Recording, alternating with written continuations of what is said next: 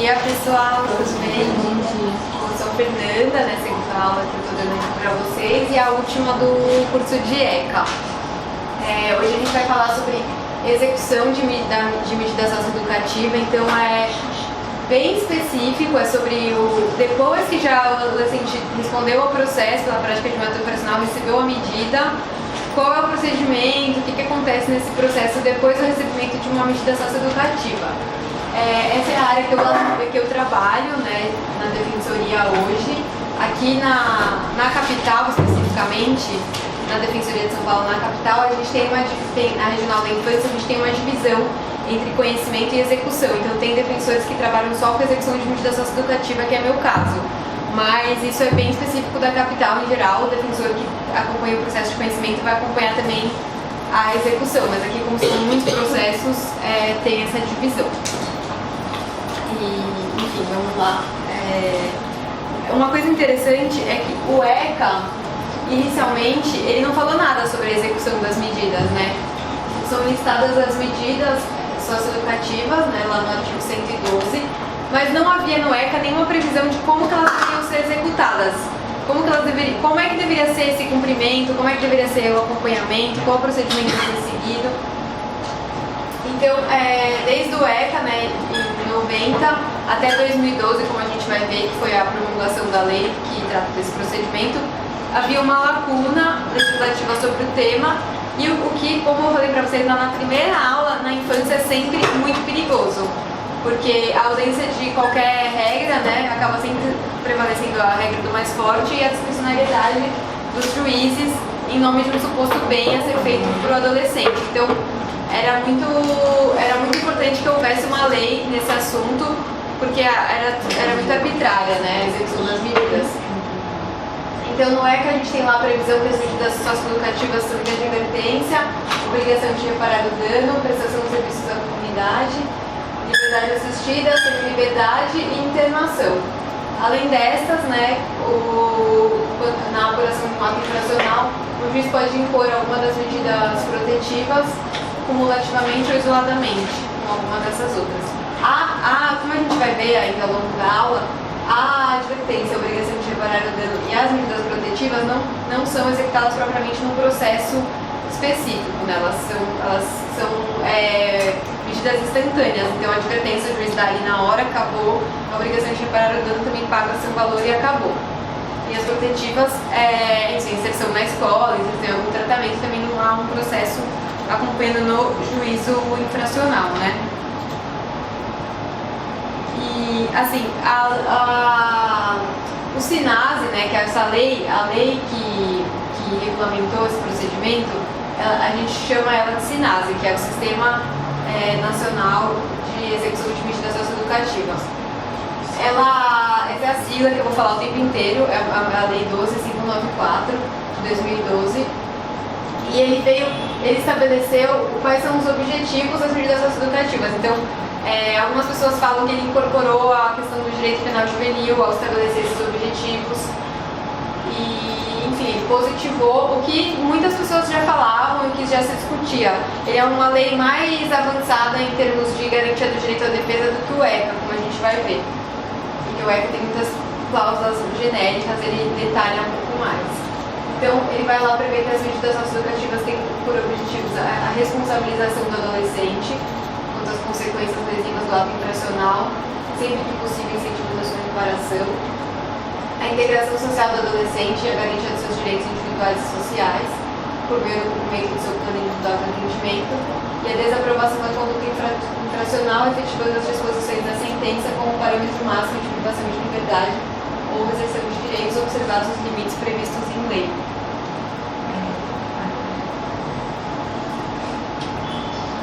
Apesar, como eu falei, o ECA não disciplinava propriamente o processo de execução, da mesma forma que o Código de Processo Penal não trata da execução, né? A execução está lá na LEP, né? Na Lei de Execução Penal.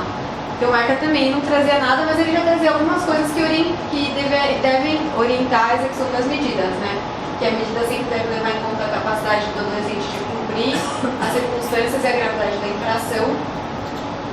E na aplicação das medidas levarão-se em conta as necessidades pedagógicas, preferindo aquelas que visem o fortalecimento dos vínculos familiares familiares e comunitários.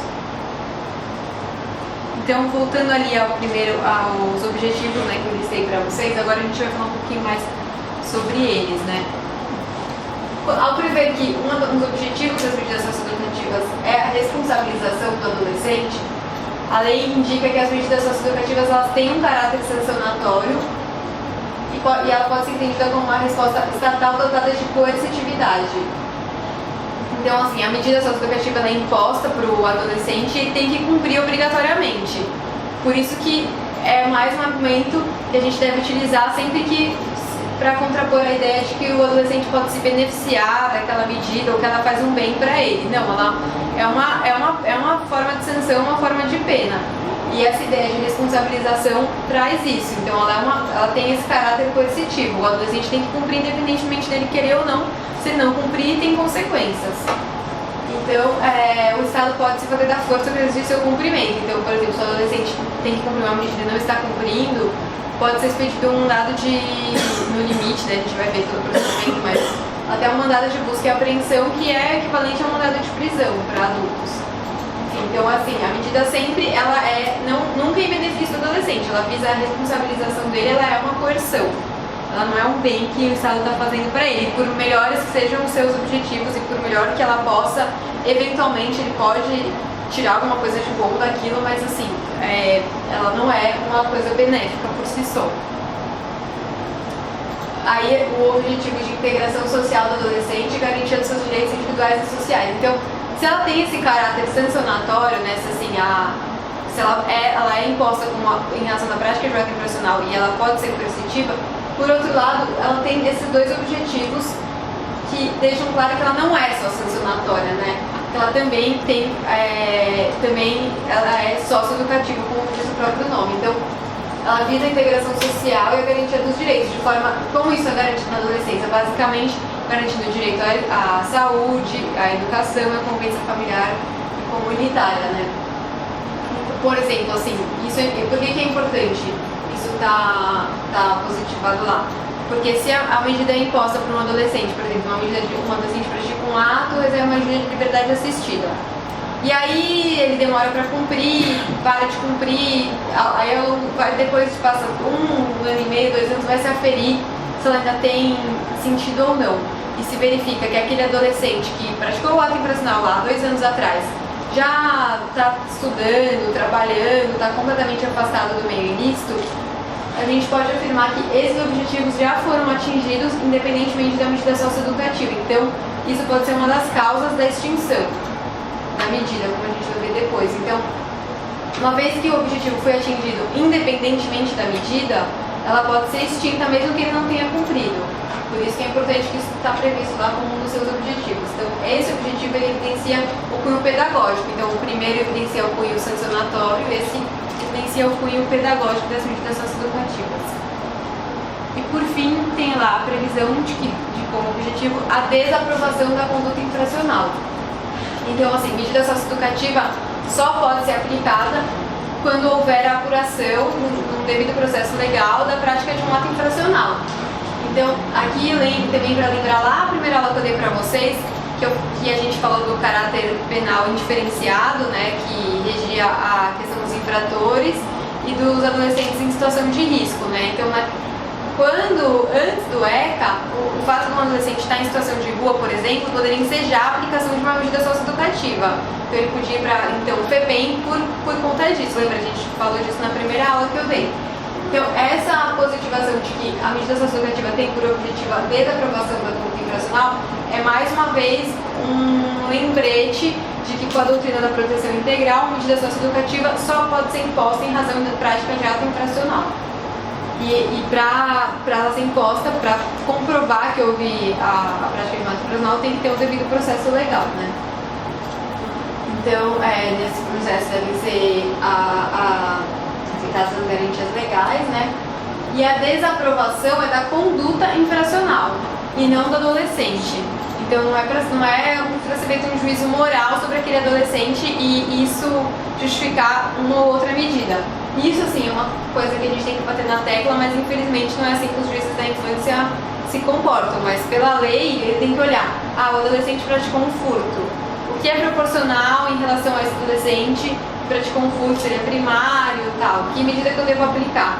E não, olha, esse adolescente praticou um furto, mas ele está usando muita droga, está fora de casa, então vou aplicar uma medida mais grave. Então isso deixa claro que, apesar das circunstâncias pessoais podem ser analisadas na hora da aplicação da medida, a desaprovação é da conduta. Então a conduta que ele praticou deve preponderar na análise de qual medida vai ser aplicada. E aqui, quando ele fala que um dos objetivos é a desaprovação da conduta infracional, nesse artigo também consta que a sentença é o parâmetro máximo da privação de direitos ou restrição da liberdade, que é um dispositivo que a gente vai ver que depois tem uma utilidade prática bem importante quando a gente está discutindo, por exemplo, a possibilidade de regressão ou não de uma medida, mas a gente vai ver mais pra frente. Então, em resumo, né, o que a lei deixou evidente ao prever esses objetivos? Que as medidas socioeducativas elas têm natureza sancionatória e o objetivo principal é garantir a integração social e os direitos fundamentais do adolescente para que ele não volte a infracionar. Então elas têm esse objetivo de prevenção especial, que a ideia né, que está por trás da lei é que a prática de mata infracional ela se deve muitas vezes às condições ambientais, né, e sociais que aquele adolescente está inserido. Uma vez garantidos os seus direitos e uma vez ele integrado socialmente, espera-se que ele não infracione novamente. É claro que não é a única causa de prática de ato, mas enfim, é o que está inspirando essa ideia, né? Então, como que se busca, né, essa prevenção especial, como se busca essa integração social? Por meio de uma estratégia pedagógica ao qual o adolescente é obrigado a se submeter. Então, mas é isso. Apesar de ela ter por objetivo a integração social do adolescente e ter esse caráter pedagógico, não há como negar que ela é imposta principalmente em razão do interesse de um grupo social, então por questões de segurança, de ordem pública representado pelo Estado, e não o interesse pessoal do adolescente. Então a medida, portanto, não é aplicada em nome do superior interesse do jovem. Isso outorga ao jovem o direito inalienável de opor-se à pretensão do Estado que lhe cerceará direitos fundamentais. Então, assim, o adolescente ele tem direito, como vocês já devem ter visto nas aulas para apuração de ato infracional, ele pode ficar em silêncio, ele pode negar o ato, ele tem o direito de se defender, porque não é que aquilo, apesar desses objetivos nobres de integração social e educação, ela é oposta contra ele, então ele tem direito de se defender. Isso é uma coisa que parece óbvia, mas na área da infância não é nada óbvio, assim, ainda é uma discussão, essa questão da defesa na área da infância, ainda não é vista com tanta naturalidade como deve ser, como a gente imagina. Por exemplo, na área criminal é super tranquilo, na infância ainda encontra bastante resistência, justamente por esses objetivos, que ninguém vai ser contra, né, a integração social e a educação, há uma ainda resistência à questão da defesa na área da infância. Então, dessa natureza sancionatória decorre o direito ao garantismo, ou seja, o direito do jovem cercar de todo um arsenal que lhe permite resistir à pretensão estatal de educá-lo independentemente do seu assentimento. Se a medida é sempre sancionatória, o garantismo deve ser onipresente. Daí disso deriva, né, desse direito ao garantismo, deriva uma regra que é básica, que é nenhuma garantia otorgada ao adolescente processado pode ser suprimida sob o argumento de ser antipedagógica ou de frustrar seu interesse superior. Então, se o adolescente tem direito de se defender, se ele tem direito ao devido processo legal, não se pode querer privá-lo desse processo em nome de um suposto interesse. Então, por que isso é importante? Até tem uma súmula da STJ, que acho que o Gil deve ter cuidado com vocês, por exemplo, que fala que a confissão do adolescente por si só, né, não pode justificar a imposição de uma medida, não dispensa a produção de outras provas, porque o que acontecia na prática, o que acontece ainda em muitos lugares? O adolescente pratica um ato, ele vai lá, confessa, o processo se encerra por aí, ele já recebe uma medida e acabou, não é produzida nenhuma outra prova. Então não é ouvida nenhuma outra testemunha, não tem laudo de droga, não tem laudo de arma, não tem laudo de nada. O adolescente chega na frente do juiz, confessa e recebe uma medida. Isso é muito comum. Menos, né, hoje em dia, mas muito comum historicamente. Então, por que se faz isso? Em nome de um superior interesse. Que a gente está fazendo uma coisa aqui que é bom para ele praticou um ato, vai ser responsabilizado, essa responsabilização, né, dos argumentos que se usa, essa responsabilização não é prisão, uma coisa boa, então não tem por que a gente ficar aqui perdendo tempo, juiz, promotor, defensor, com um processo, sendo que ao final vai ser imposta a mesma coisa, que vai ser em benefício dele. Então, abre-se mão de algumas garantias em nome disso. E é justamente isso que a gente, como defensores, não podemos tolerar, né? Então, as garantias são importantes, né? Forma a garantia, então, assim, a gente precisa sempre lembrar que, por melhor que possa ser determinada medida naquele caso concreto, ela é sempre contra o interesse do jovem, ele pode se defender. Então, elas são, portanto, responsabilizadoras, têm um caráter sancionador e um conteúdo socioeducativo. Elas somente podem ser aplicadas aos adolescentes sentenciados pela prática de um ato infracional. Aqui tem uma questão, né, que é a revisão, que o adolescente que recebe a revisão, né, a revisão suspensiva, vocês já viram isso, né? A revisão suspensiva não tem uma sentença, né? O processo fica suspenso, né?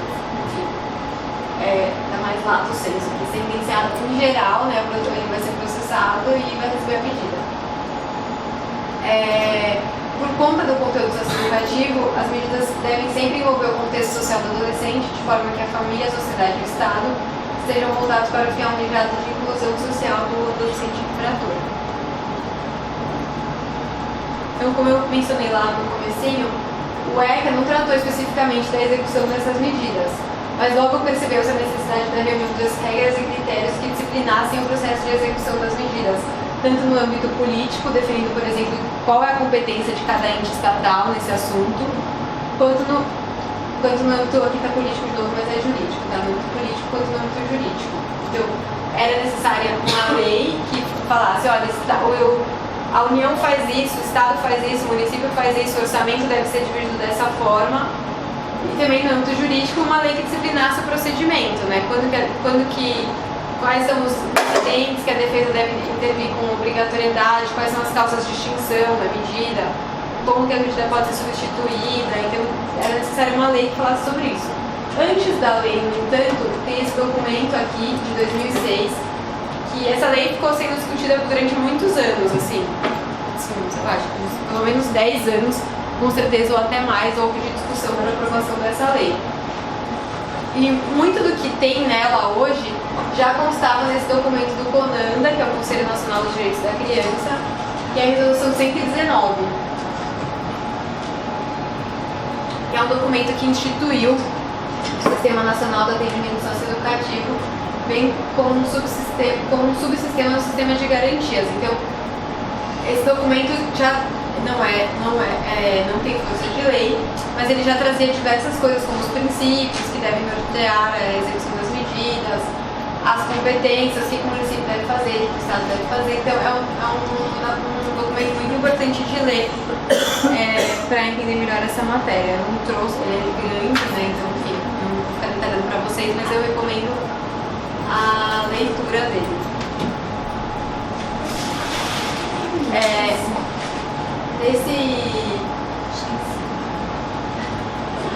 Na resolução 119, ai gente, ó, eu tava fazendo vários erros, eu tô vendo agora, depois eu vou corrigir, tá? A resolução é de 2016. Ela é a resolução 119 de 2006. Ela define o SINASE como uma política pública destinada à inclusão do adolescente em conflito com a lei, que se correlaciona e demanda iniciativas nos diferentes campos das políticas públicas e sociais. Então, é um conjunto ordenado de princípios, regras e critérios de caráter jurídico, político, pedagógico, financeiro e administrativo, que envolve desde o processo de apuração do ato profissional até a execução das medidas socioeducativas. O SINASE inclui o Sistema Nacional, Estadual, Distrital e Municipal, com todas as políticas e programas específicos de atenção ao adolescente em conflito com a lei. Então, se vocês forem olhar a resolução, ela é muito mais ampla do que tratar só da execução de medida. Mas pro assunto da execução de medida ela é muito importante porque até 2006 não havia nada no âmbito nacional que positivasse essa matéria. Então ela é de especial importância para a execução de medida, embora não trate só disso. Ele trata de diversas outras matérias. E aí, enfim, com esse histórico, então 2006, aí passam-se mais 6 anos. Finalmente, em 2012, foi promulgada a Lei 12.594, que instituiu o Sistema Nacional de Atendimento Socioeducativo e regulamentou a execução das medidas destinadas a adolescente que pratique ato infracional. Então, a parte sobre o Sistema Nacional de Atendimento Socioeducativo, como é muita coisa, não daria tempo de eu falar para vocês, é uma parte assim que, em termos práticos, é menos importante, ela é importantíssima para os gestores da política pública, mas menos importante para quem está na atuação jurídica no processo.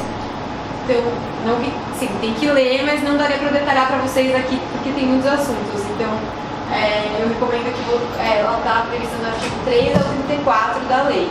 Então, é legal dar uma lida e para entender um pouco mais o que significa esse sistema.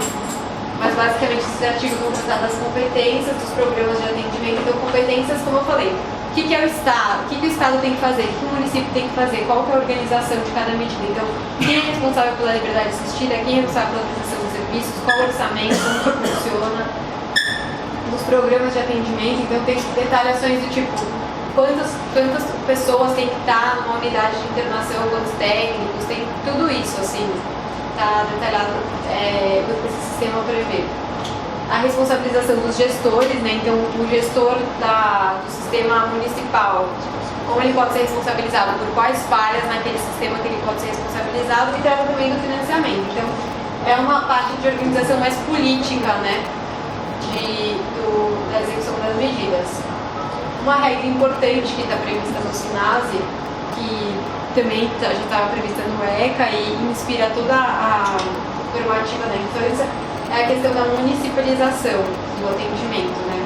Porque como o ECA prevê como um direito do adolescente, e ele é todo baseado na ideia de que a inclusão social e a promoção social do adolescente ela vai ser mais bem sucedida se desenvolver no âmbito familiar e comunitário, o ente federativo que está mais próximo da família e da comunidade é o município.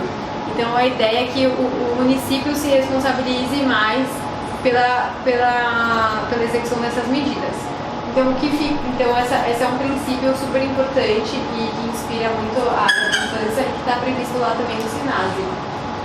Então, as medidas socioeducativas devem ser executadas no limite geográfico do município, de modo a fortalecer o contato e o protagonismo da comunidade e da família dos adolescentes atendidos.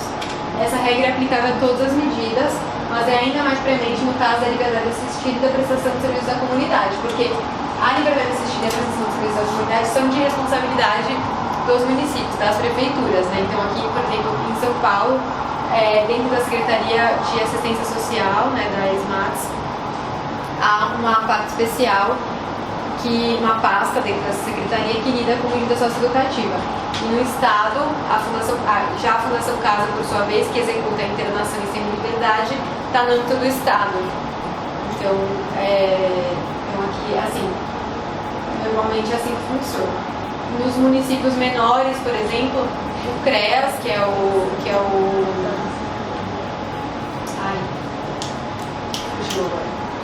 enfim, os CREAS são os Conselhos Regionais de Assistência Social, são responsáveis pela execução dessas medidas. Aqui em São Paulo tem diversos serviços que se credenciam na prefeitura para executar essas medidas.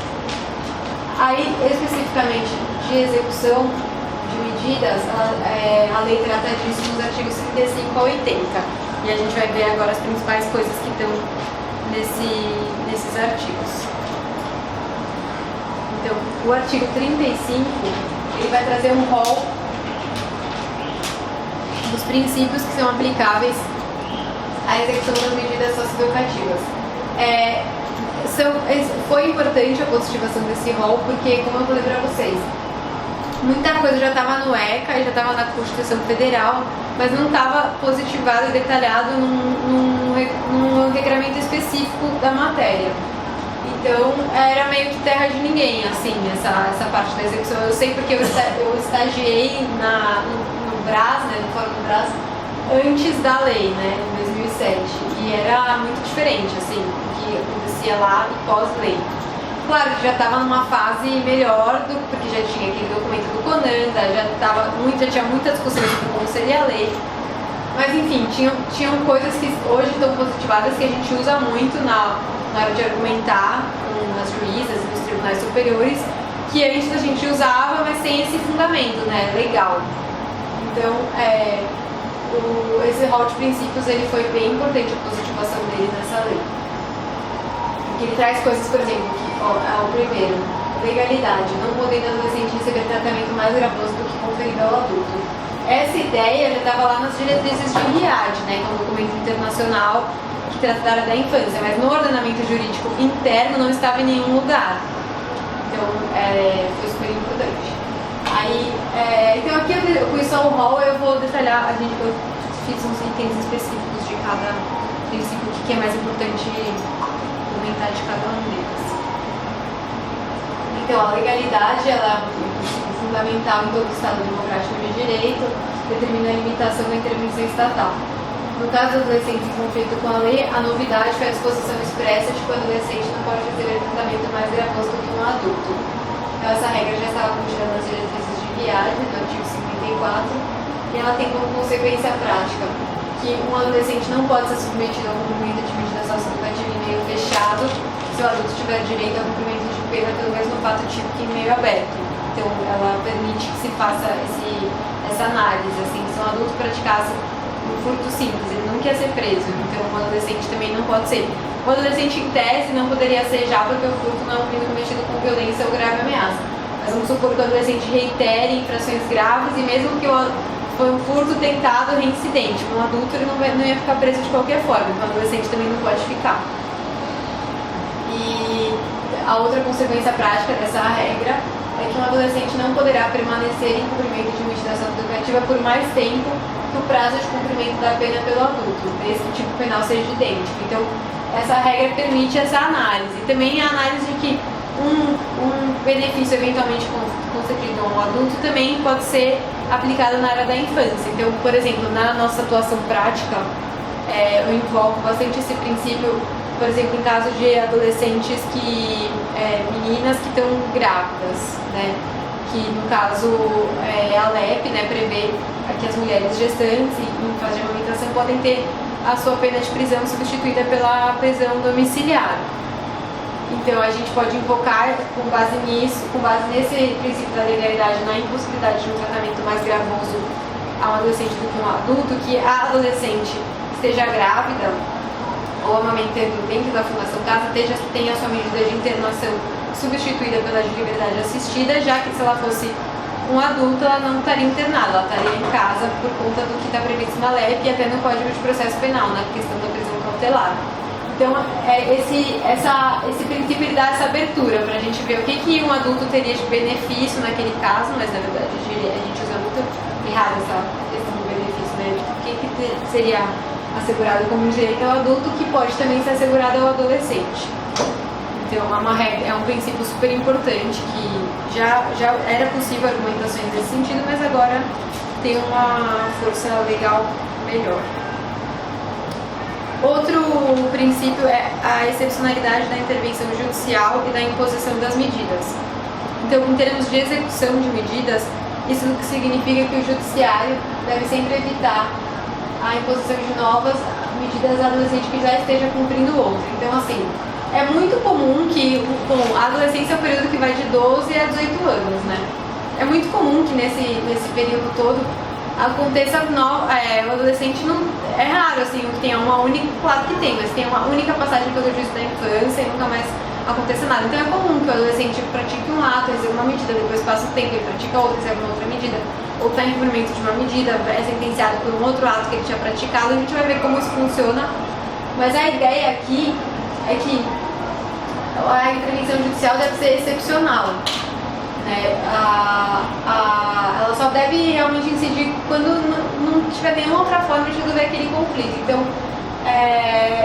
se o adolescente já está cumprindo uma medida e praticou um novo ato infracional, o juiz deve analisar se há algum sentido em processá-lo novamente, ou se aquela medida que ele está cumprindo, por conta do seu caráter pedagógico, já pode-se entender que ela abarca a responsabilização por esse novo ato, então não tem necessidade de impor uma nova medida. Então, a internação por si só é excepcional. Aqui a gente está falando de uma coisa mais específica, que é a excepcionalidade da intervenção judicial e da imposição de medidas em sede de execução. Então, considerando casos de adolescentes que já têm uma medida e estão respondendo por outro processo, ou enfim, antes disso tinham praticado um outro ato. A gente tem bastante regrinha sobre isso, mas é o princípio que rege as regras que a gente vai ver depois. Então é isso, sempre. E aí, caso, por exemplo, durante a execução de uma medida, o adolescente pratica um novo ato infracional. Então, por exemplo, o adolescente está internado na Fundação Casa, e aí tem lá uma situação de conflito e ele pratica um crime de lesão corporal dentro da Fundação Casa contra um outro adolescente, contra um funcionário, enfim. Nesse caso, por conta desse princípio também deve se defender que ele não deve ser idealmente deve-se buscar outras soluções que não sejam processá-lo no âmbito infracional por esse ato. Deve-se buscar uma autocomposição ali, fazer um círculo restaurativo, buscar outras formas de solução de conflitos, né? A intervenção judicial deve ser sempre excepcional.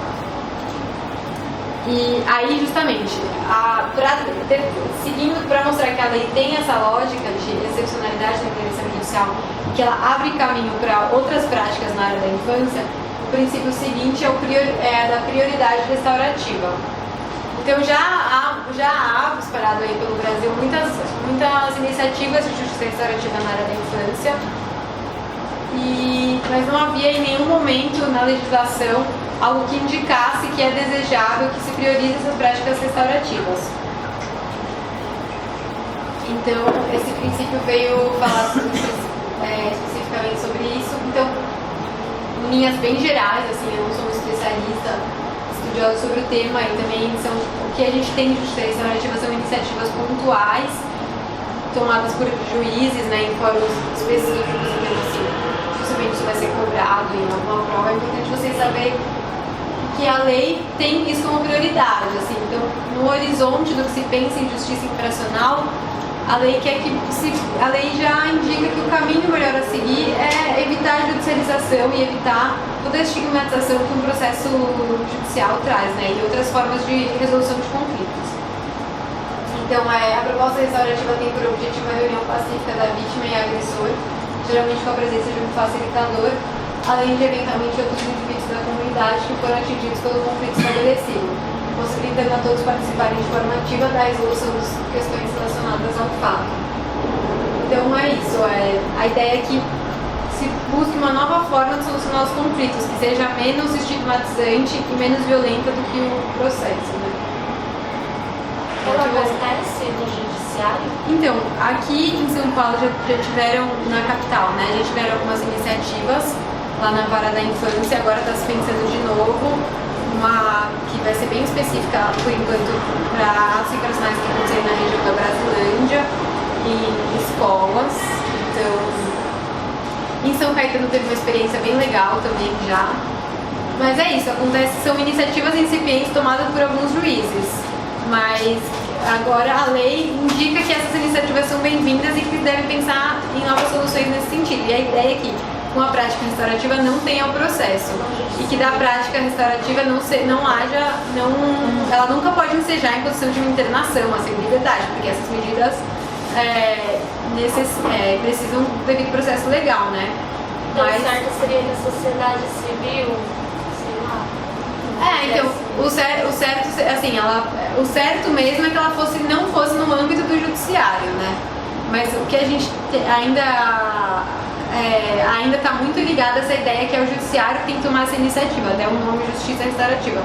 Teve recentemente uma edição de uma resolução do CNJ sobre justiça restaurativa, também incentivando os juízes a essas práticas, mas ainda está muito no voluntarismo dos juízes, né? Eu sei que, acho que é no Campo Limpo, que tem uma iniciativa bem legal de justiça restaurativa comunitária, mas são iniciativas pontuais, ainda não tem nada sistematizado. O princípio também da proporcionalidade, que ele já estava consagrado no artigo 112, parágrafo 1º do ECA, que prevê que a medida aplicada ao adolescente deve levar em conta a sua capacidade de cumprir as circunstâncias e a gravidade da infração, e ele também já estava previsto nas regras de Beijing, né? Então, qual é a consequência prática desse princípio?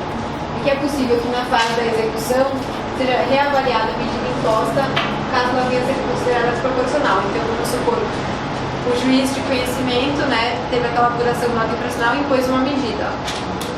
Aí, na fase da execução, se conhece um pouco mais a realidade do adolescente, porque assim, a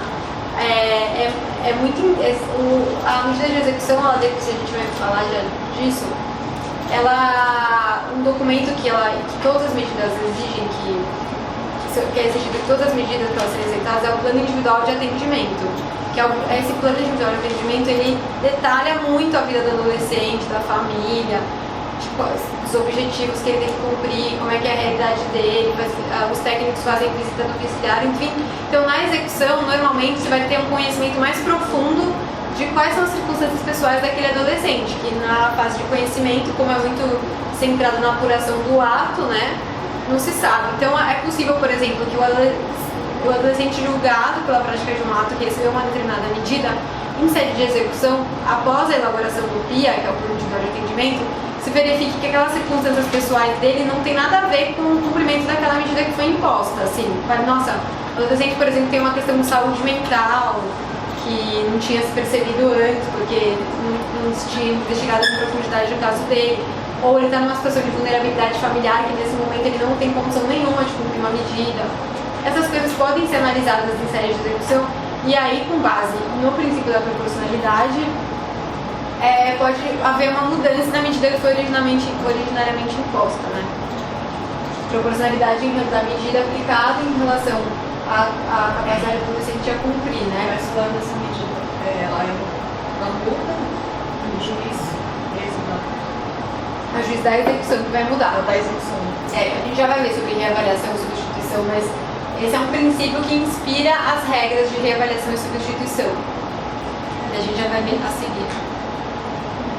E aqui a gente está só na parte dos princípios ainda. A brevidade, né, significa que a medida deve ser cumprida o mais rápido possível e no menor tempo possível.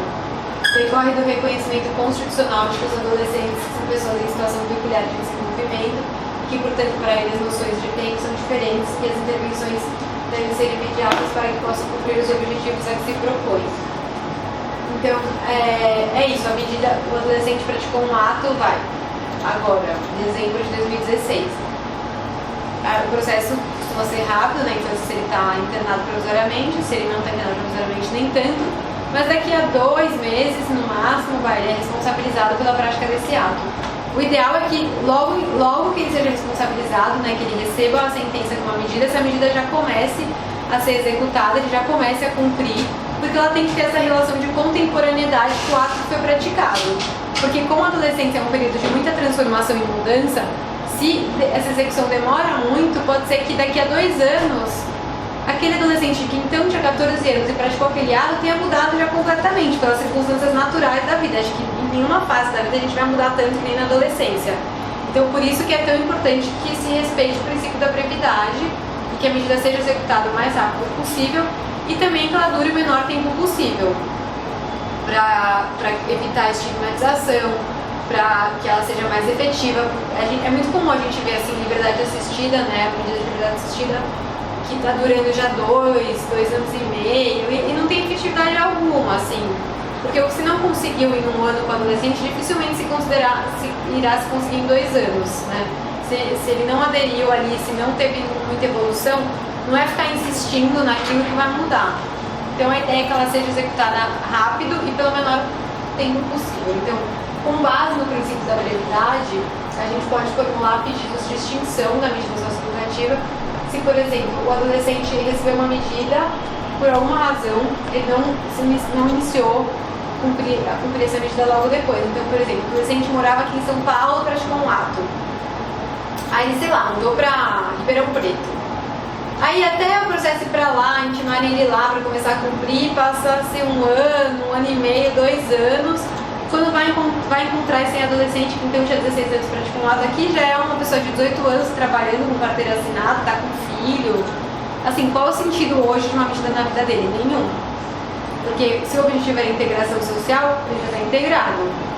Então a gente formula o pedido de extinção com base nesse princípio da brevidade. Aí não tem um critério objetivo de se é 1 ano, 2 anos, depende muito das circunstâncias do caso, né? Eu acho que uma coisa que sempre tem que ser levada em consideração é a idade do adolescente, né? Se é uma pessoa de 13 anos para 15, não tem tanta mudança. Agora, se Se é um de 15 para 16, que depois vai cumprir só com 18, já mudou muita coisa na vida dele, né? E aí um outro princípio é a individualização, que ela impõe a análise da idade, capacidade e circunstâncias pessoais do adolescente. É fundamental para evitar a massificação da execução e ela é concretizada através da elaboração do plano individual de atendimento. Então a gente vai ver que as medidas de prestação de serviço à comunidade, liberdade assistida, semi-liberdade e internação, todas elas, o cumprimento delas, o primeiro documento que a entidade, né, que vai executar essa medida vai fazer é esse plano inicial de atendimento, individual de atendimento. Nesse plano é uma historinha da vida do adolescente. Então fulano tem 16 anos, mora com a mãe, com o pai, com o avô, não mora com ninguém, mora em abrigo, usa droga, não usa droga, está estudando na série tal, não está estudando, trabalha, não trabalha, namora, não namora, tem filho, não tem. Tipo, é a vida do adolescente.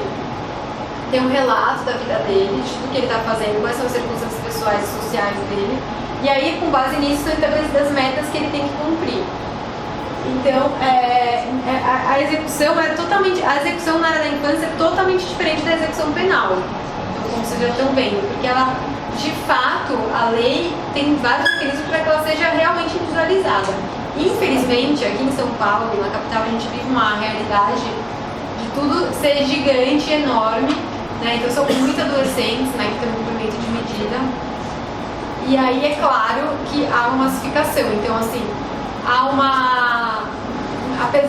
mesmo os adolescentes sendo diferentes, acaba que para todos são exigidos trabalhar, estudar e fazer curso para que a medida seja distinta. Então, o plano que era para ser individual, ele não é tão individual assim, porque acaba que as metas que são colocadas nos adolescentes são muito parecidas. Então, a ideia da lei era justamente evitar essa massificação, era propiciar que fossem vistas as necessidades daquele adolescente, com base nessas necessidades, fossem estabelecidas metas que ele tem que cumprir para ter a medida distinta. Mas o que a gente vê na prática é que essas metas são bem genéricas e acabam sendo aplicadas para todos os adolescentes, mas não é a ideia da lei.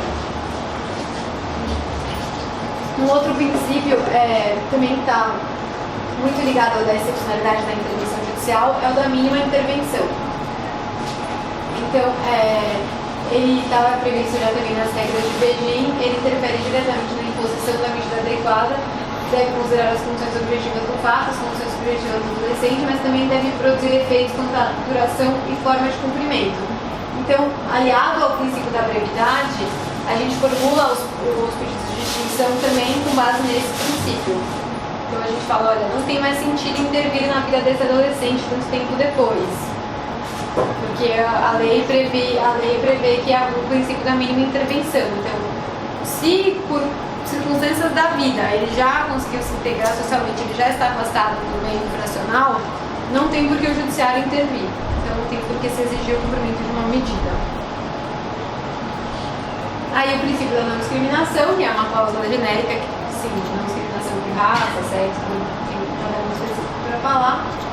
E a prevalência dos vínculos familiares e comunitários, que já era um princípio previsto no ECA. E ele tem como consequência prática um artigo da própria lei, né, que é o artigo 49.2, que é importantíssimo, assim, é um direito super importante, que é o direito do adolescente em cumprimento de medida socioeducativa, ser incluído em programa em meio aberto quando não existir vaga para o cumprimento da medida de privação de liberdade, exceto nos casos de ato infracional cometido mediante grave ameaça ou violência à pessoa, quando o adolescente deverá ser internado em unidade mais próxima do seu local de residência. Então, o que significa isso? O adolescente recebeu uma medida de internação pela prática de ato infracional análogo ao crime de tráfico.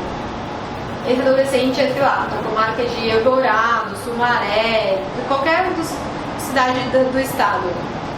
E as unidades de internação estão muito localizadas na capital, né? Ou em grandes cidades que são um pouco maiores. Então esse adolescente ele é tirado da cidade dele, incluído numa unidade de internação aqui em São Paulo, por exemplo. Esse artigo veda justamente isso, ele fala que isso não pode acontecer. Então, se o adolescente praticou um ato que não tem violência ou grave ameaça, o o direito dele, a lei já fez o sopesamento entre o direito dele de ficar perto da família e o direito da sociedade de impor uma medida para ele, né? Então a lei falou, olha, se o ato é sem violência ou grave ameaça, deve prevalecer o direito do adolescente de ficar perto da família. Então, se não tiver vaga em unidade de internação ou semi-liberdade na mesma cidade da família, ele tem direito a ser inserido numa medida em meio aberto.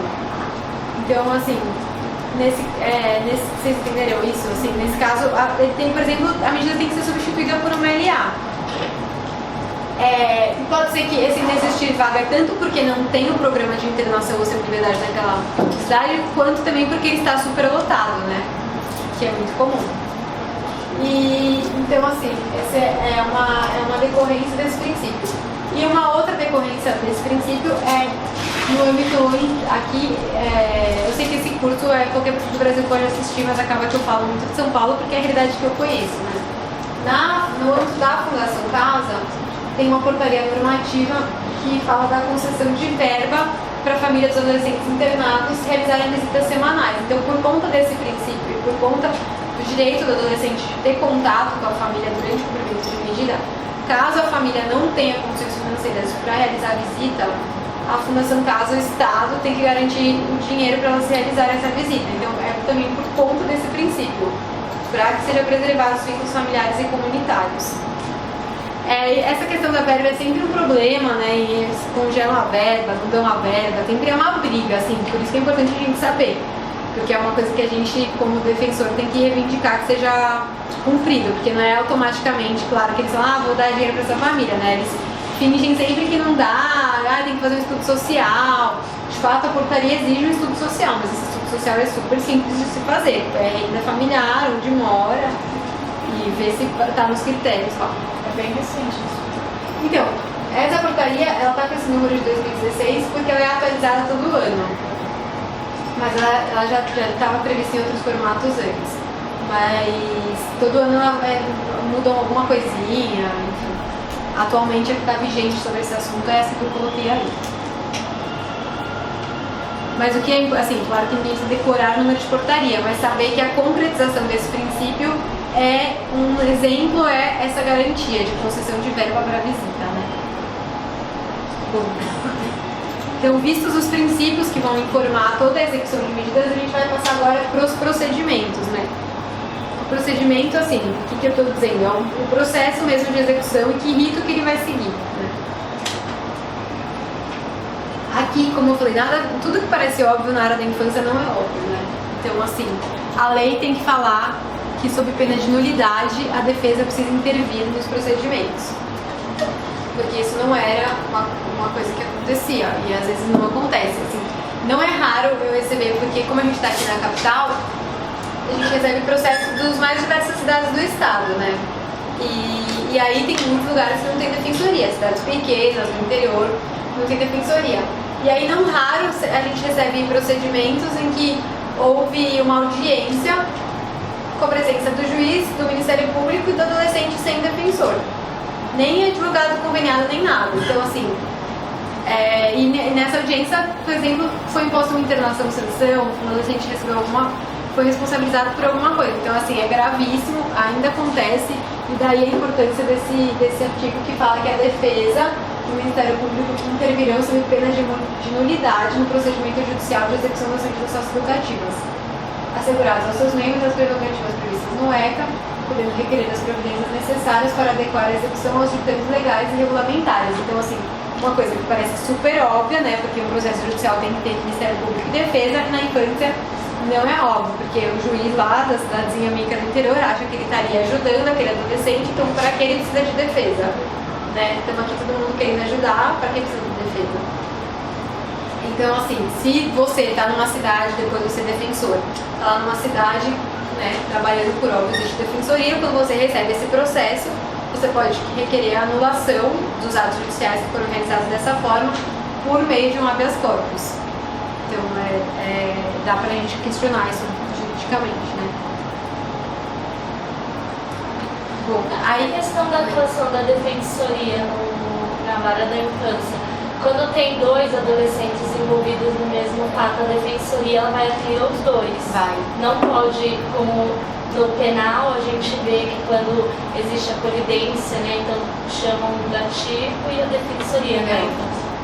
Na infância tem que ser os dois defensores, vai ter dois defensores, assim, como a gente, se tem defensoria, não pode nomear advogado, né? Aqui em São Paulo essa é a regra. Então pega um defensor diferente, cada um fica com um adolescente, né? Aí se eles estão um acusando o outro, é relativamente comum, assim, né? Aí cada um vai ficar com um defensor diferente. Caiu na forma.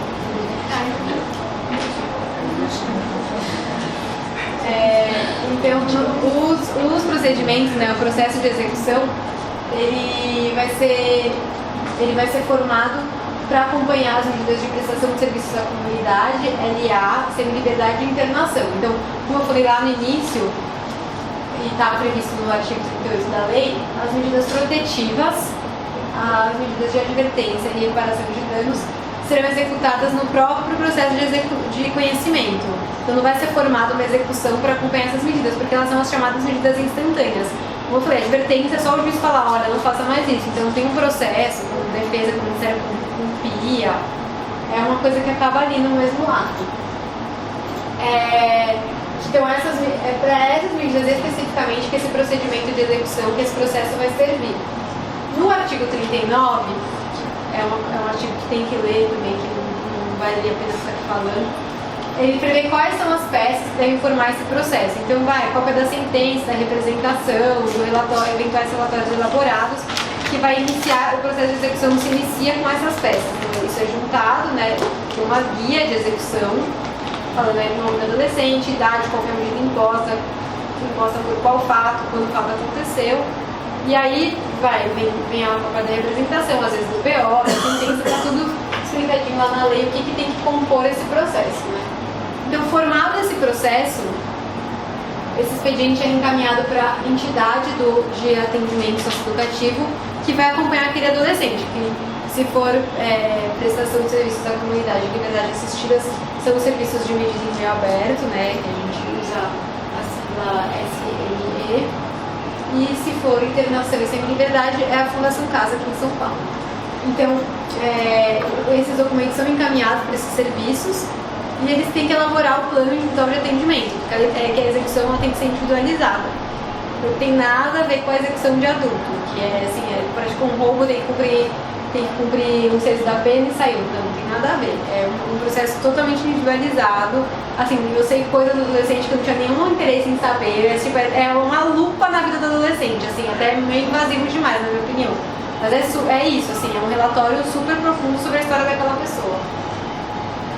E claro que isso depende também dos profissionais envolvidos na elaboração desse plano, né? Mas em geral eles são bem densos, assim. E aí então, formado esse expediente, o que vai iniciar o processo é esse documento que se chama PIA, que é o Plano Individual de Atendimento.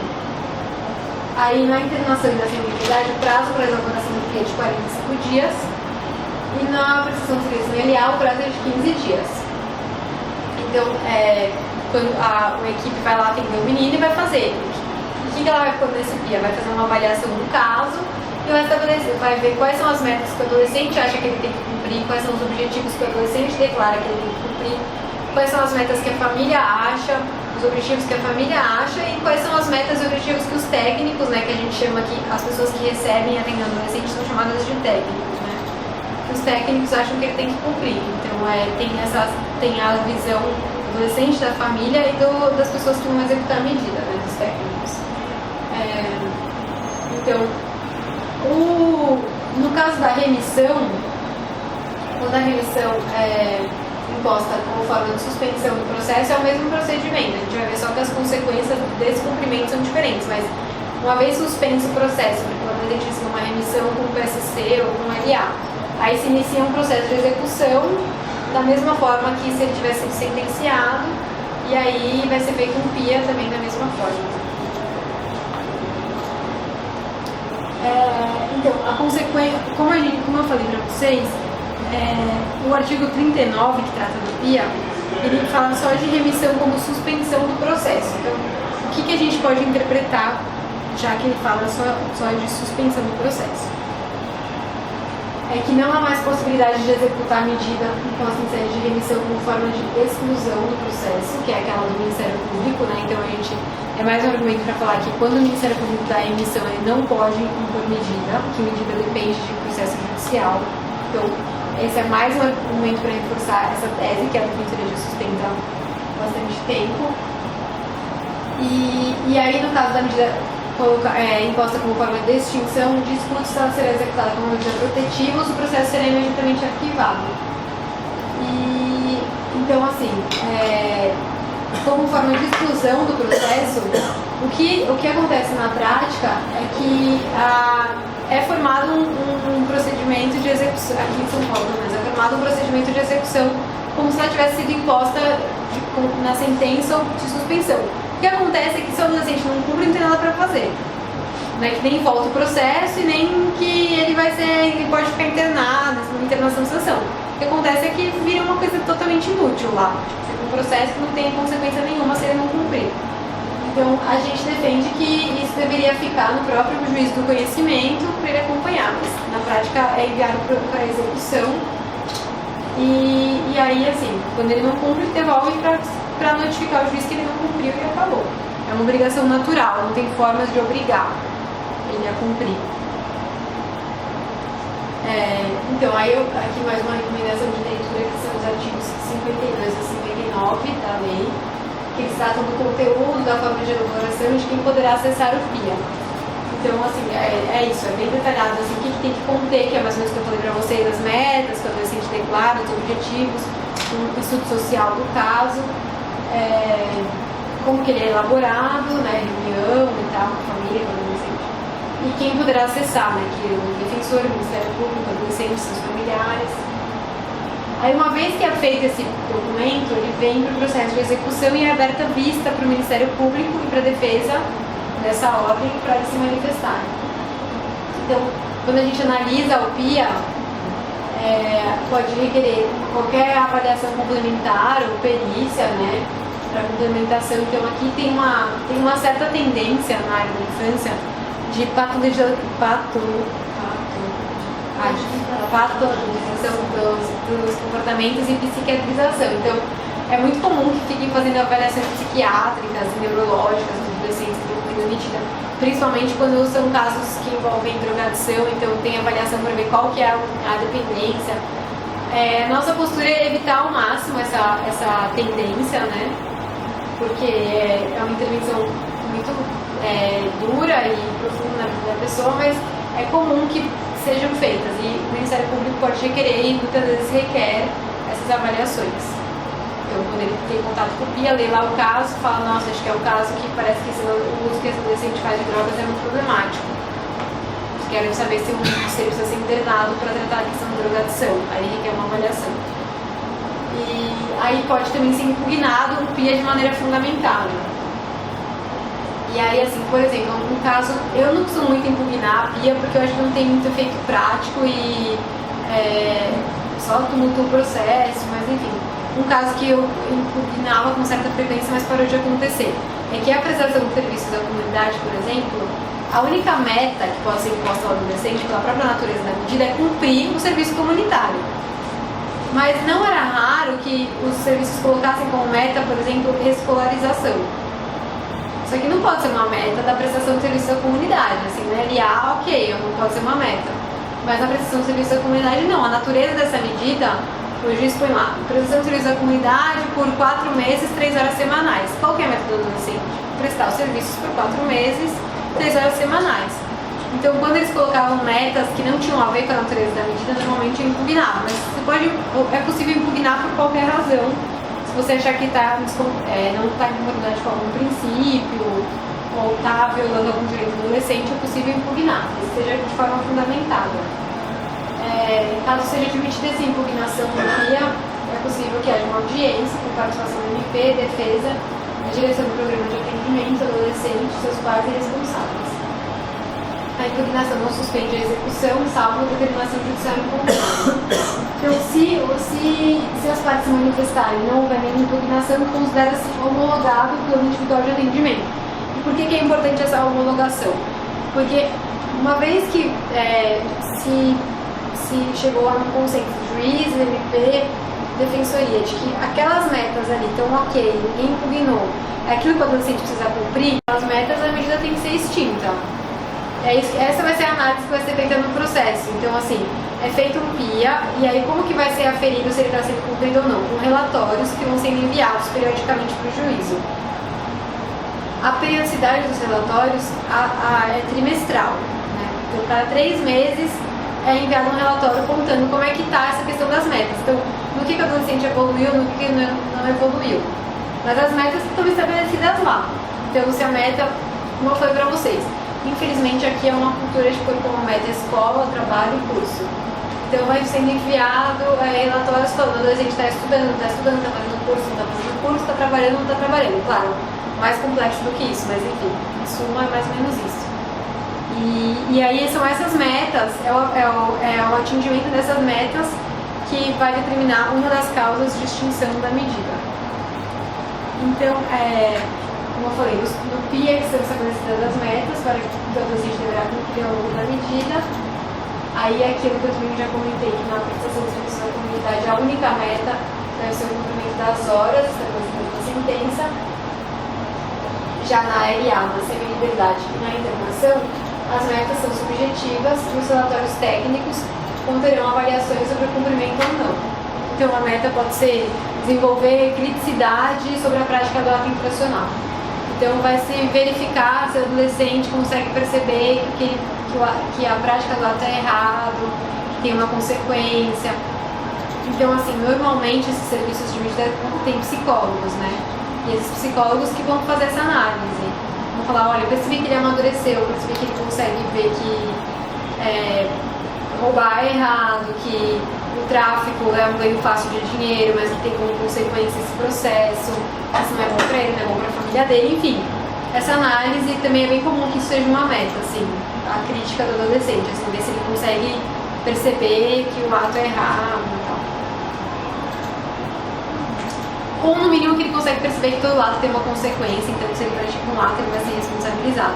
A questão de certo ou errado são juízos morais que são feitos, mas que a gente, enquanto defesa, deve sempre olhar com bastante cuidado. Assim, eu acho que o que deve ser exigido, o que pode ser exigido é a consciência de causa e efeito. Assim. Então, tipo, o adolescente optou, assim, decidiu que ele queria se envolver na prática de um ato infracional. Olha, você pode ser responsabilizado, a responsabilização é essa. A primeira vez é uma responsabilização com uma medida em meio aberto. A segunda já vai ser uma internação. A internação funciona assim, assim, assado. E aí você quer continuar correndo esse risco ou não? Acho que isso é uma coisa mais nesse sentido. Porque, olha, isso é errado, faz mal.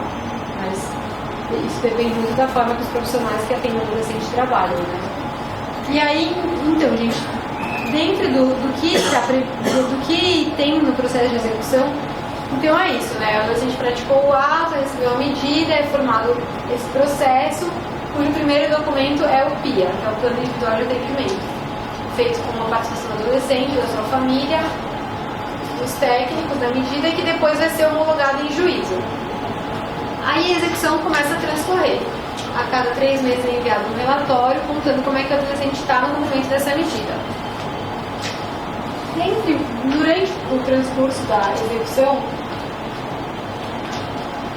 naturalmente, né, vai ter um momento de reavaliação dessas medidas, que é para ver se a medida que foi originalmente imposta está adequada àquela situação atual do adolescente. Então, assim, o artigo 42 da lei, ele estabelece o prazo legal de reavaliação das medidas. Então, ele estabelece que a cada 6 meses a medida tem que ser reavaliada.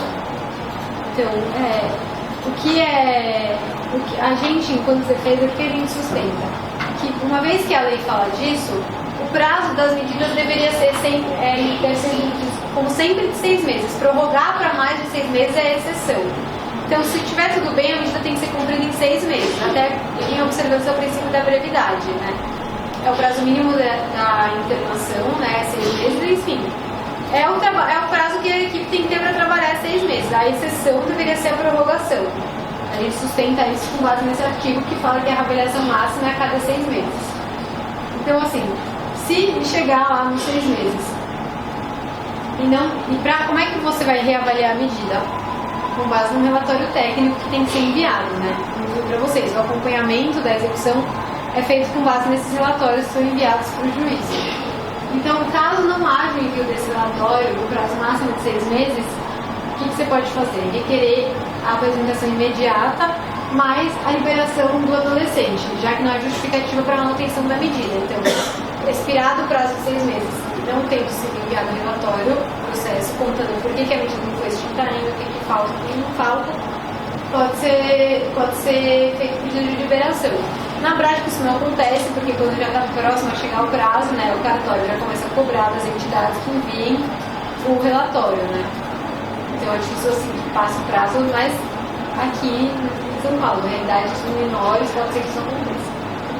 E esse relatório vai falar, a equipe tem que falar expressamente por que acha que não é o caso de extinção ainda. Então isso é uma coisa que a gente tem que bater muito na tecla, assim, tudo bem, então cumpriu 6 meses, o que falta para você considerar que esse adolescente já cumpriu a medida? O que está pendente? O que está pendente depende dele. É isso que tem que ser avaliado. Então, para esse processo de reavaliação da medida, pode ou não haver uma audiência. Tá? Pode ser que só com base no relatório já se decida pela extinção ou pela substituição por uma medida menos gravosa, ou pode ser que o juiz entenda que é necessário ouvir as partes, ouvir a entidade, ouvir o adolescente, aí pode ser determinada uma audiência. Mas a audiência, de qualquer forma, tem que ser instruída com relatório técnico. Então, assim, o documento que vai norteando a execução são esses relatórios que as equipes elaboram, né? Um dispositivo muito importante que está lá no artigo 42 e que a gente invoca com bastante frequência na execução é esse aqui, que é o parágrafo 2º, que fala que a gravidade do ato infracional, os antecedentes e o tempo da duração da medida não são fatores que por si só justifiquem a não substituição da medida por outra menos grave. Então, por exemplo, o adolescente praticou um roubo com uma arma, com curso de agentes e foram medidas de internação. Aí, passados 6 meses, a unidade que ele está inserido fala, de internação, né? Fala, ele está bem, já está mais maduro, fez as atividades aqui, tem um comportamento tranquilo, a gente acredita que ele já está pronto para ser liberado. Então, sugere a reavaliação da medida de internação e sua substituição por LA, por exemplo, ou mesmo a extinção.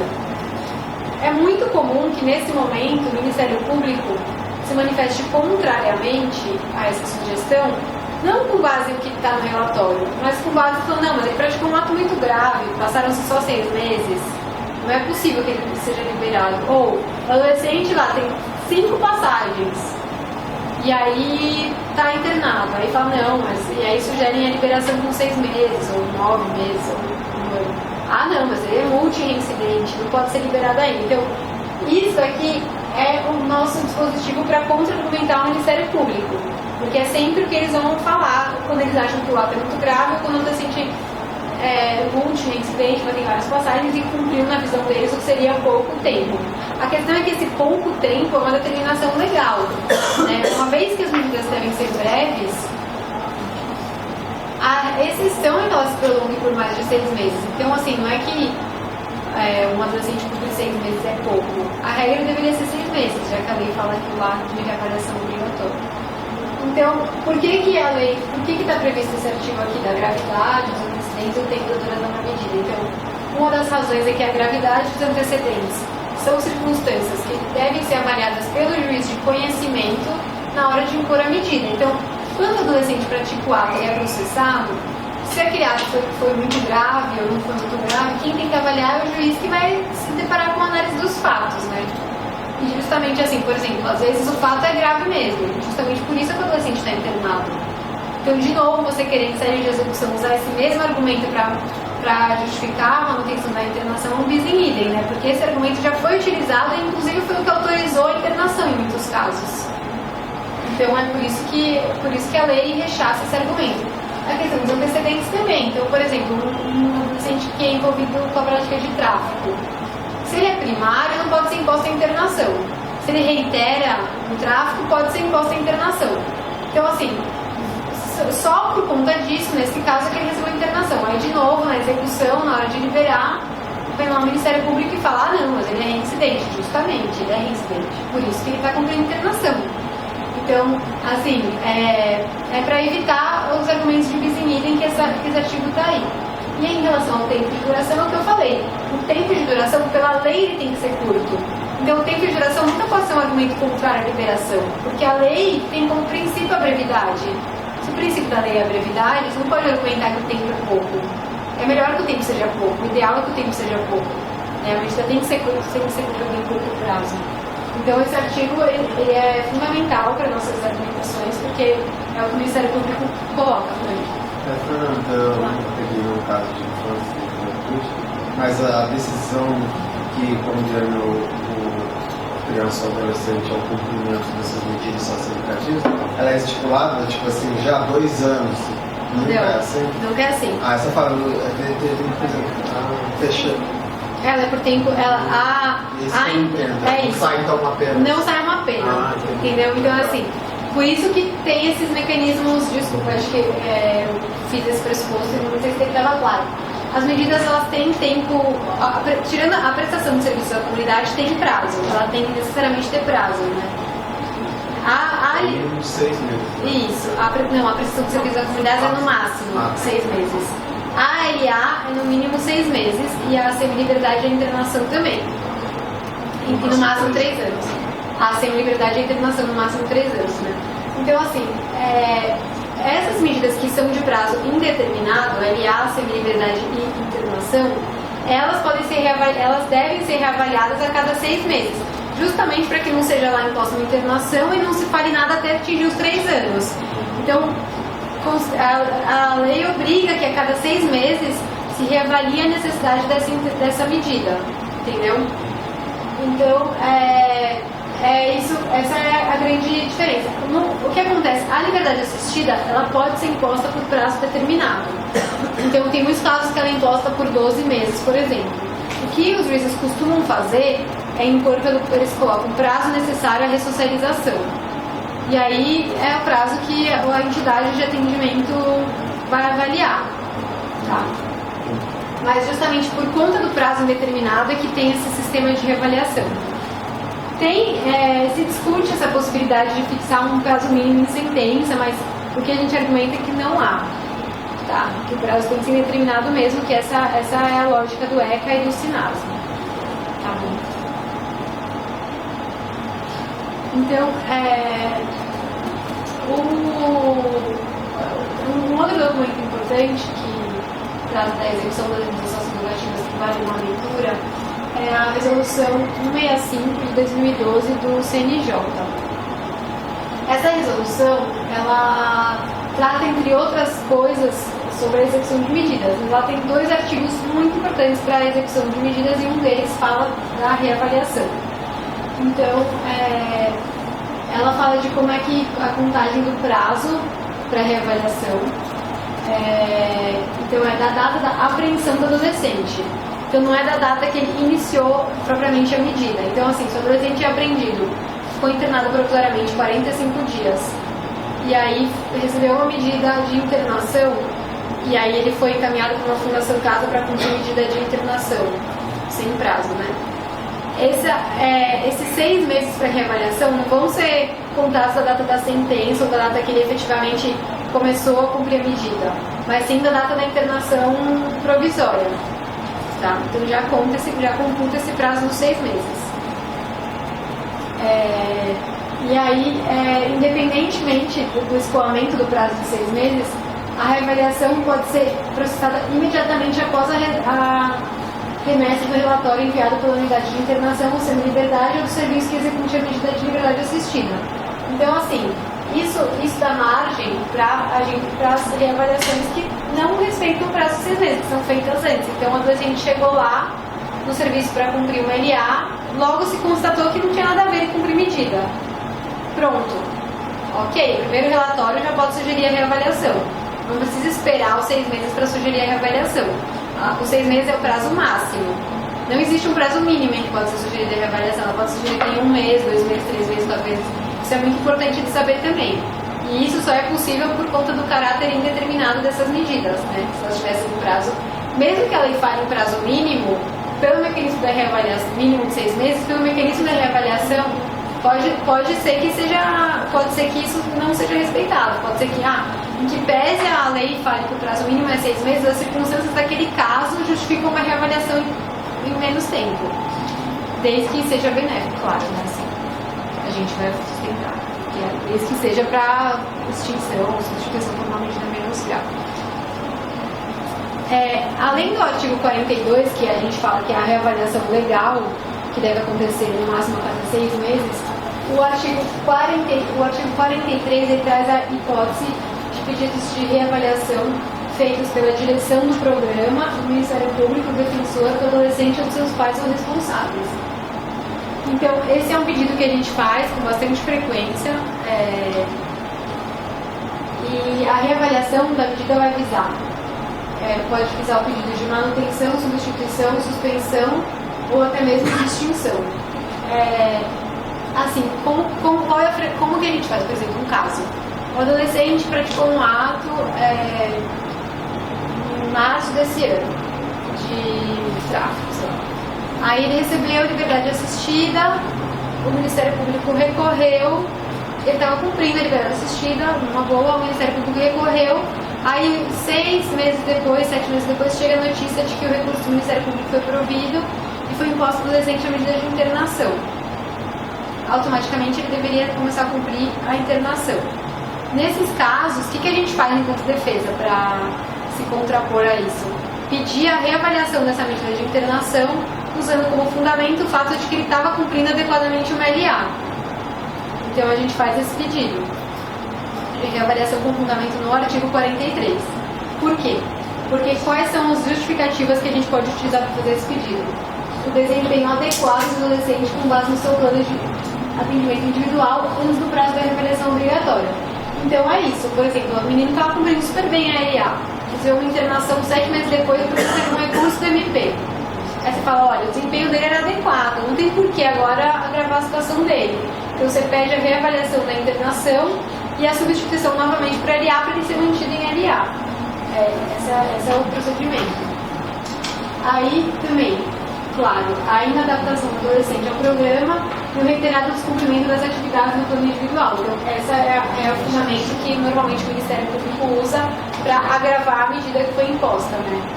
Então, se o adolescente não está cumprindo direito, apresenta muitas faltas, ou abandonou mesmo a medida, o Ministério Público, com base nesse dispositivo, pode sugerir o agravamento daquela medida, que foi originariamente imposta. Ou a necessidade de modificação das atividades que importem maior restrição da liberdade do adolescente. Também que é uma hipótese de regressão ou suspensão da medida. Então, a gente, enquanto defesa, normalmente fundamenta nossos pedidos com base nesse primeiro inciso aqui, né? Que a gente fala que ele está cumprindo muito bem, que não tem por que agravar a sua situação, mesmo que é o caso de extinção, né? Então, aí assim, a lei, o SINASE, ele não estabelece exatamente um sistema de progressão de medidas. Então, assim, o adolescente não necessariamente tem que cumprir internação e ir para o MLA, se tivesse progredido. Ele pode sair da internação sem medida nenhuma. De qualquer forma, né, por um hábito, a gente usa muito progressão e regressão na forma de falar, mas não há um sistema de progressão. Não é que ele tem que passar por todas as medidas. Então, ele tem que sair da internação e ir para a SEMI e para LA. Não, em nenhum momento isso está escrito em nenhum lugar. E nem assim, por exemplo, se ele estava em LA, antes dele regredir para a internação, ele tem que regredir para a SEMI. Também não. Pode ser que ele regrida da LA para a internação, ou da PSC para a internação. Então, assim, a lei não estabelece um sistema de progressão de medidas. De qualquer forma, então eu sempre tento usar o termo substituição da medida originária por outra mais gravosa, não regressão, só para a gente gravar isso bem na cabeça de que não é um sistema progressivo. Mas no caso, quando for caso de substituição de uma medida mais grave por uma menos grave, então de internação por LA, não precisa de audiência. Pode ser feito, enviado um relatório com essa sugestão. Se o Ministério Público concordar, a defesa concordar, o juiz pode substituir direto. Agora, se a sugestão é de maior restrição de direitos, é de maior restrição de liberdade, é de imposição de uma medida mais grave, aí tem um procedimento que deve ser seguido, que está no artigo 43.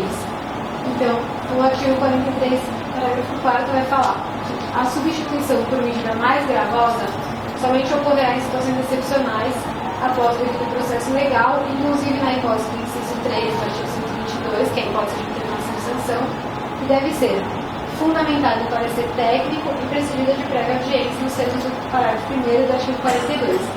Esse parágrafo 1º do artigo 42 é o que fala que a audiência de reavaliação deve contar com a participação obrigatoriamente do Ministério Público, da Defesa, dos técnicos da entidade de atendimento, do adolescente e de seus responsáveis. Então, toda essa galera tem que estar na audiência para reavaliar a medida. Então, necessariamente tem que estar todas essas pessoas. Tem o Ministério Público, Defesa, adolescente, pais responsáveis e os técnicos que atendem ele. Todo mundo tem que estar na audiência. Se ele foi intimado e não apareceu porque não quis, não. Se não tem pai, o adolescente não foi, aí não. Mas se ele não foi intimado, sim. Se ele não foi chamado para participar, sim. Aí, o que a gente pode argumentar? Que a substituição da medida originária por uma outra mais grave não cabe quando seria inviável a aplicação da medida mais severa no processo de conhecimento. Isso é uma argumentação defensiva, tá, gente? É bem na jurisprudência aceitas, tá?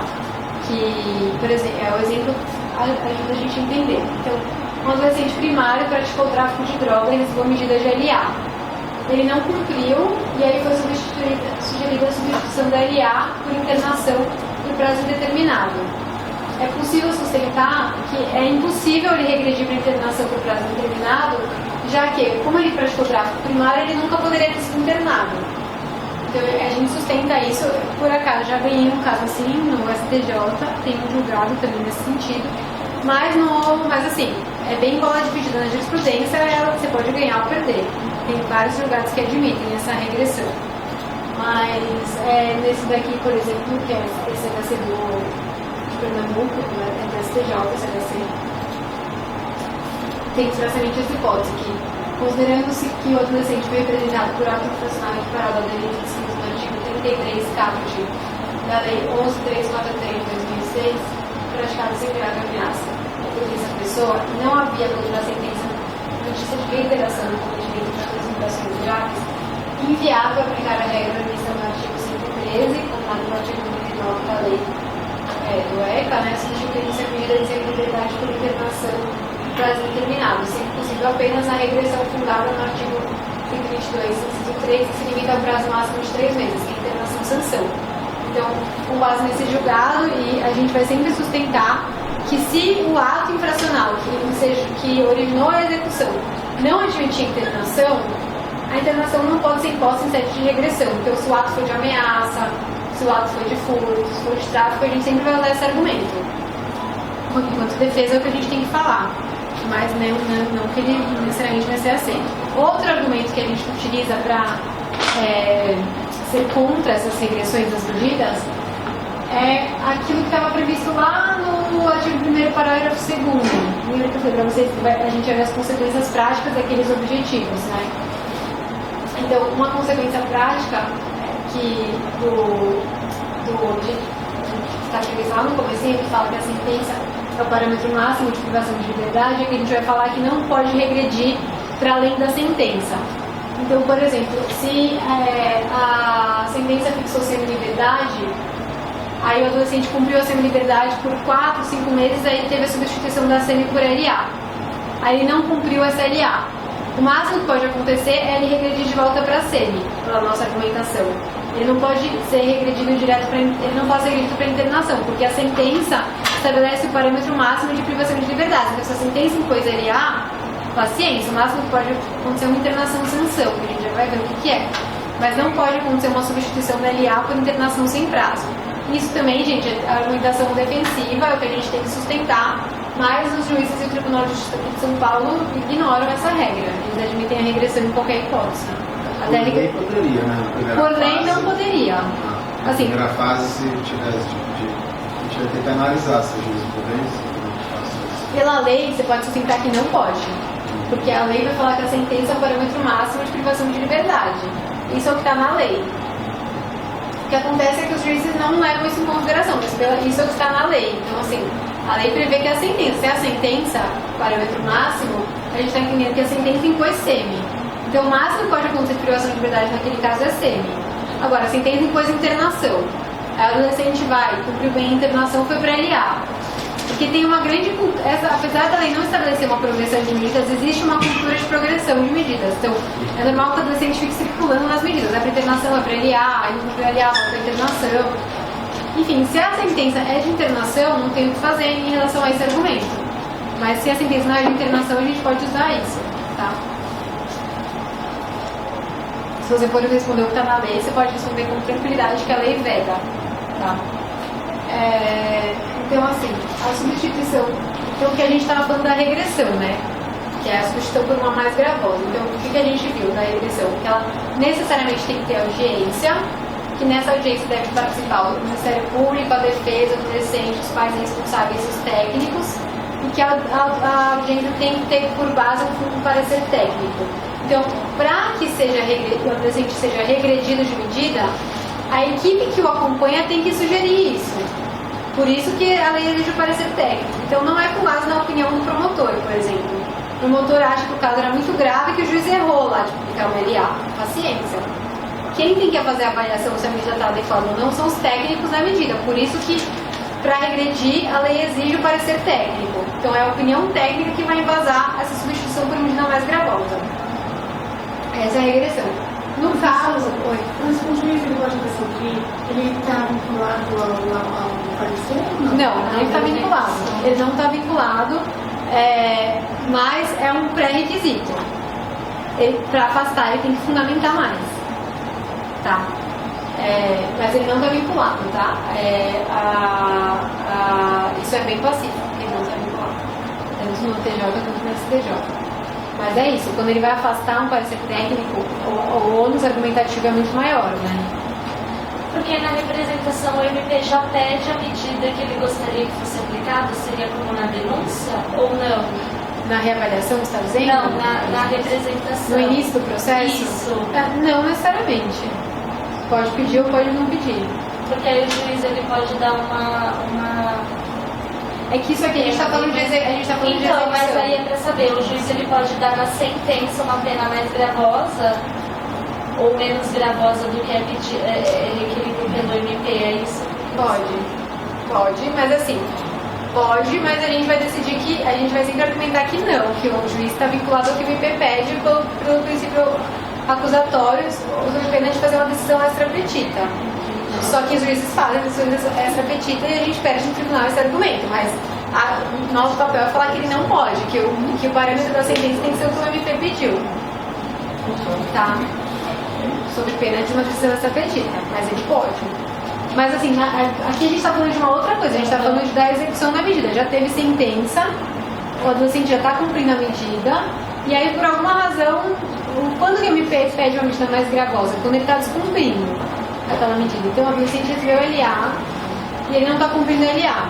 Aí o Ministério Público vai requerer a reavaliação da medida para que haja imposição de uma medida mais grave, já que o adolescente não está cumprindo a medida mais branda. É isso que o Ministério Público faz na sede da execução. Então, além da substituição da medida branda por uma mais gravosa, há o contrário, que é a substituição da medida mais gravosa por uma outra mais branda, que seria a progressão. Não se chama progressão, mas enfim, só para entender o que eu estou falando. Então, a lei, como eu já falei, na Lei 12.594 não há um sistema progressivo de medidas. Então, o que a gente fala enquanto defesa para contrapor essa lógica que é estabelecida de que sai da internação vai para LA? A gente fala que não. Que assim, o adolescente, como regra, uma vez que ele cumpriu a internação, ele tem que sair de extinção da medida. Ele cumpriu a medida que foi fixada para ele. E a única hipótese que ele poderia continuar cumprindo uma medida socioeducativa de natureza diversa seria quando as metas do plano de atendimento não foram integralmente atingidas durante o prazo máximo de reavaliação, 6 meses, por conduta atribuível ao adolescente, e a finalidade socioeducativa remanescente estiver devidamente caracterizada no relatório conclusivo da entidade de atendimento. Então, por exemplo, Se uma das metas era que a família começasse a frequentar um grupo de apoio para se fortalecer, para ter mais autoridade sobre aquele adolescente, e a família não começou, e o adolescente, e o resto ele tá ok, ele tem que ser liberado. Porque essa não é mais, assim, não dá pra que ele fique cumprindo uma medida por uma coisa que ele não tem controle, que é a família frequentar. Aí qual que é a finalidade social justificativa remanescente? Então, por exemplo, o adolescente tinha uma questão de drogadição, foi internado na Fundação Casa, começou lá a fazer um tratamento, frequentar um CAPS, mas se entende que ainda é necessário um acompanhamento dele em meio aberto para garantir o sucesso desse tratamento. Então, nesse caso, até tem sentido a substituição da internação por um LA para continuar esse acompanhamento de forma mais próxima para garantir que ele fique bem e não volte a reincidir. Agora, se não tem uma situação muito clara da necessidade do acompanhamento desse adolescente em meio aberto, a medida tem que ser extinta, porque não é um sistema progressivo.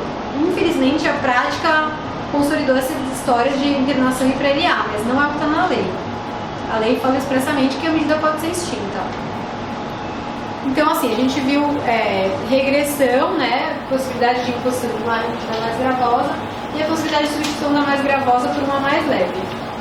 Aí, dentro do processo de execução, o principal incidente que pode acontecer é a imposição da internação-sanção.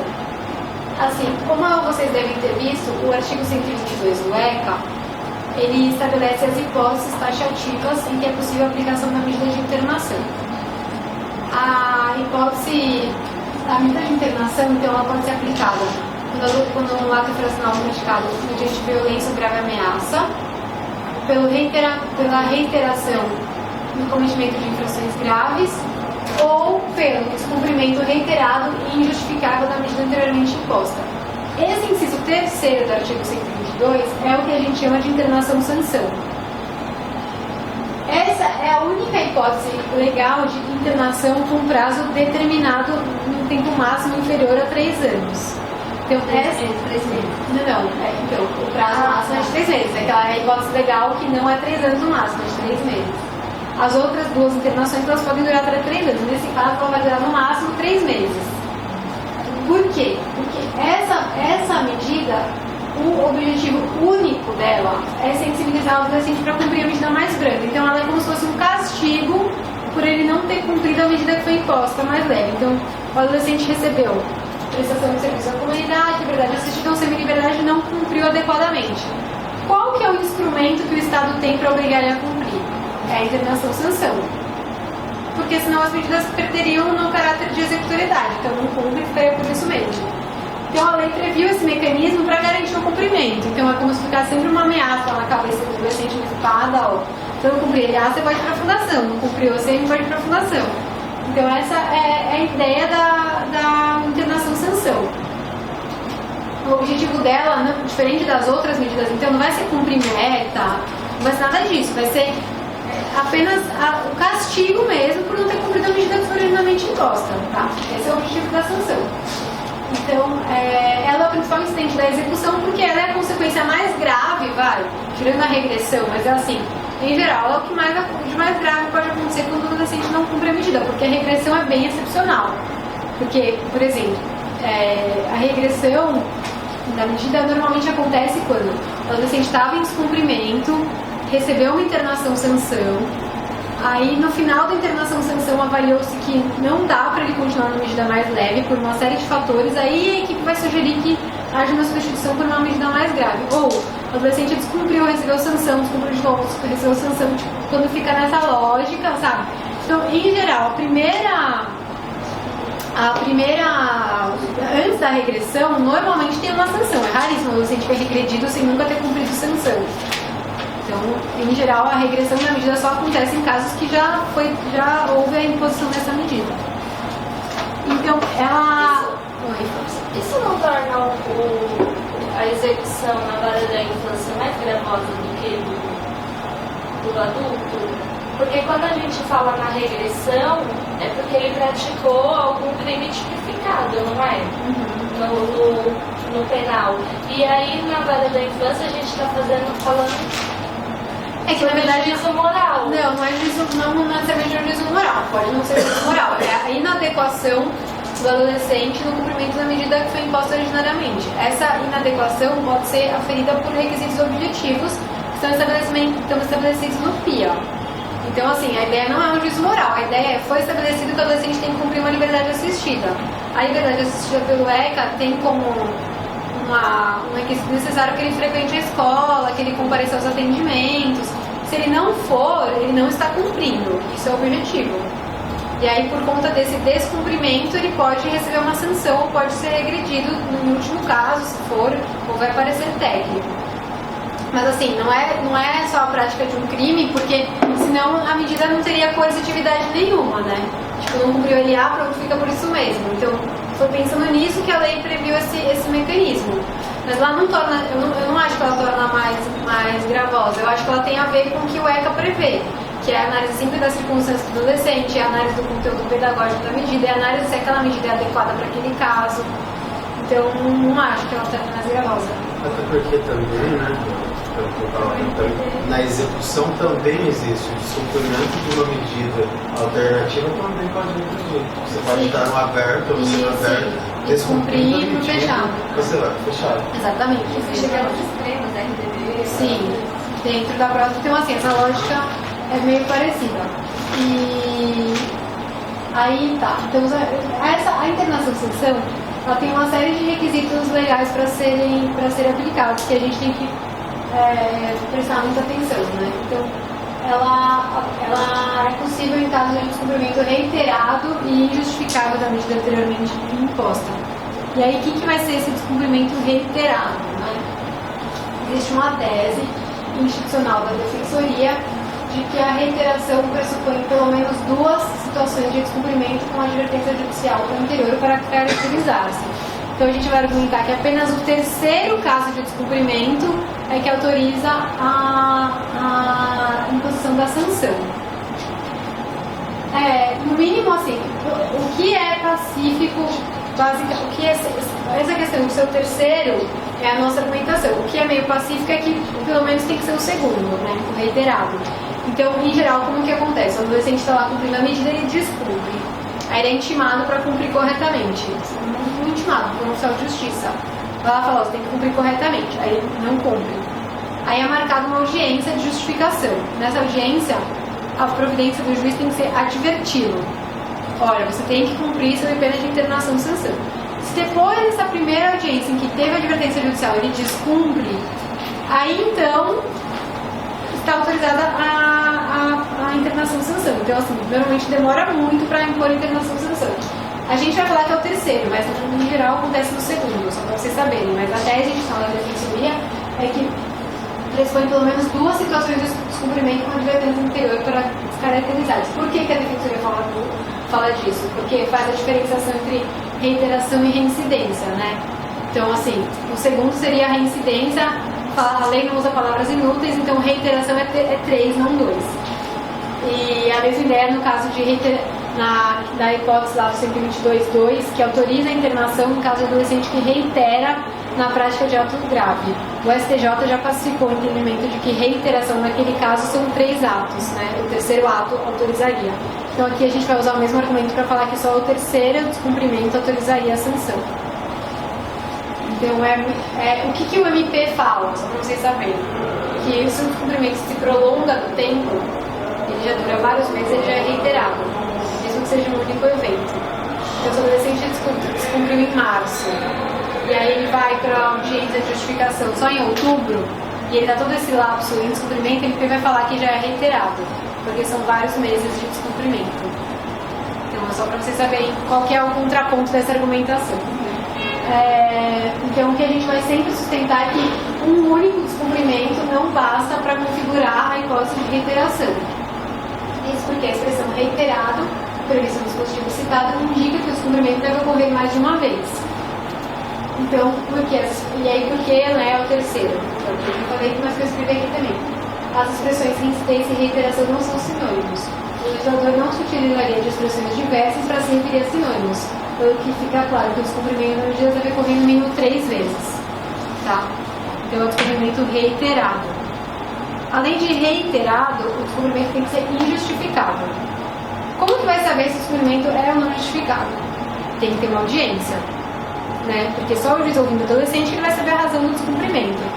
Então, o requisito da do suprimento ser injustificável, ele está totalmente ligado com a necessidade de realização de audiência e oitiva prévia do adolescente para que se decrete internação ou sanção.